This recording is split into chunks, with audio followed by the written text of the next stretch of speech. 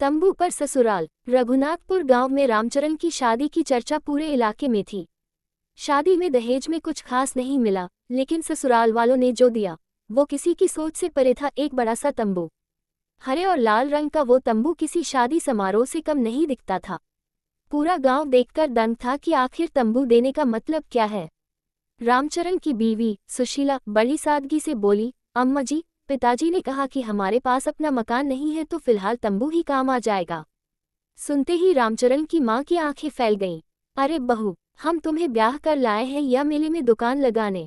गांव के लोगों को जब पता चला कि रामचरण अपनी नई नवेली दुल्हन के साथ तंबू में रहेगा तो लोग हंसी उड़ाने लगे। हर सुबह तंबू के बाहर खड़े होकर कोई कहता, रामचरण भैया, आज हवा तेज है, संभाल के रहना, कहीं उड़ न जाओ। रामचरण को यह बातें चुभ रही थी, लेकिन वह करता भी क्या, मजबूरी थी। एक दिन अचानक पूरे गांव में जोरदार बारिश हुई। जिनके पक्के मकान थे उनके भी छतों से पानी टपकने लगा। लेकिन रामचरण का तंबू, मजाल है कि एक बूंद पर नहीं अंदर आए।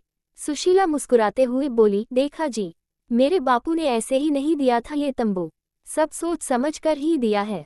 गांव के लोग जो कल तक मजाक उड़ा रहे थे अब उसी तंबू में आकर शरण लेने लगे।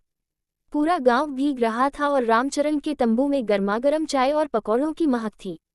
एक बुजुर्ग ने तंबू के नीचे बैठते हुए कहा, भाई रामचरण, तुम्हारा ससुराल तो बड़ा दिमाग वाला निकला। ऐसा दहेज तो आज तक किसी ने नहीं दिया। रामचरण ने मुस्कुराते हुए सुशीला की ओर देखा और बोला, हाँ भाई, अब समझ में आया। तंबू पर ससुराल का मतलब क्या है। सीख, जिंदगी में जो चीज दिखती है वो हमेशा वैसी नहीं होती। कभी कभी मजाक समझा जाने वाला तोहफा ही सबसे बड़ा सहारा बन जाता है।